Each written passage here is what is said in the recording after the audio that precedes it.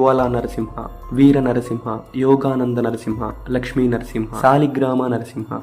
ఇలా మనం నరసింహస్వామిని అనేక దేవాలయాలలో అనేక పేర్లతో ప్రతిష్ఠించడం చూస్తాం. కానీ మీరు ఇక్కడ చూస్తున్నటువంటి ఈ వేదాద్రి దేవాలయంలో స్వామివారి 5 రూపాలను ఒకే ప్రదేశంలో ప్రతిష్ఠించారు. జ్వాలా నరసింహ అంటే నరసింహుని యొక్క ఉగ్ర రూపం, యోగా నరసింహ అంటే నరసింహస్వామి యొక్క శాంత స్వరూపం, లక్ష్మీ నరసింహ అంటే లక్ష్మీ సమేత నరసింహస్వామి స్వరూపం. ఇలా ఈ క్షేత్రంలో నరసింహస్వామి యొక్క 5 ప్రత్యేక విగ్రహాలు వేర్వేరు వ్యక్తులచే ప్రతిష్ఠించబడ్డాయి. జ్వాలా నరసింహస్వామి స్వయంభూ రూపంలో స్వతహాగా కొండపై వెలిశారు. శ్రీ సాలగ్రామ నరసింహస్వామిని బ్రహ్మదేవుడు కృష్ణానదిలో ప్రతిష్ఠించారు. వీర నరసింహస్వామిని గరుత్మంతుడు గరుడాచలంలో ప్రతిష్ఠించారు.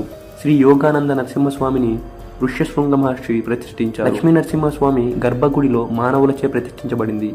అందుకే ఈ దేవాలయాన్ని పంచనరసింహ క్షేత్రం అని పిలుస్తారు.